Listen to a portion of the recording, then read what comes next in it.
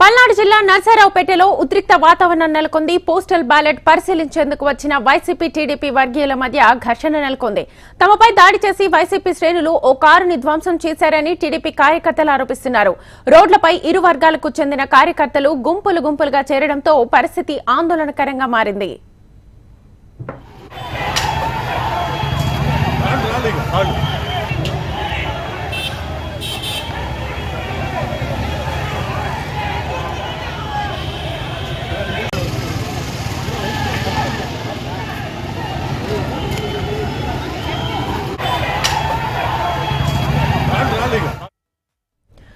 పల్నాడు జిల్లా నర్సరావుపేటలో ఉద్రిక్త వాతావరణం నెలకొంది. పోస్టల్ బ్యాలెట్ పరిశీలించేందుకు వచ్చిన వైసీపీ టీడీపీ వర్గీయుల మధ్య ఘర్షణ నెలకొంది. తమపై దాడి చేసి వైసీపీ శ్రేణులు ఓ కారుని ధ్వంసం చేశారని టీడీపీ కార్యకర్తలు ఆరోపిస్తున్నారు.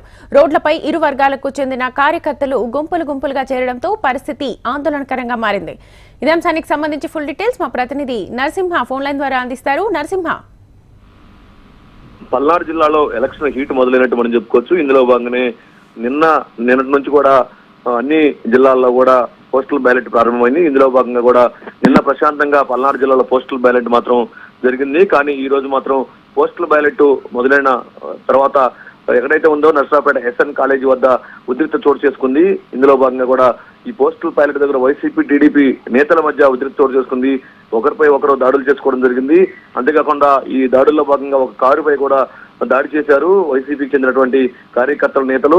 దీంట్లో మనం చూస్తే కూడా AP 07 BV 337 అనే ఒక స్కార్పియో కారుని కన్నా లక్ష్మీనారాయణ, అంతేకాకుండా జనసేన అధినేత పవన్ కళ్యాణ్ స్టిక్కర్ లో ఉన్నటువంటి స్కార్పియో కారుని ధ్వంసం చేశారు. అంతేకాకుండా కూడా టీడీపీ కార్యకర్తలపై దాడులు చేస్తున్నారు. వైసీపీ కార్యకర్తల నేతలు అంటూ కూడా ఆందోళనలు చేస్తున్నారు, ఆరోపణలు చేస్తున్నారు.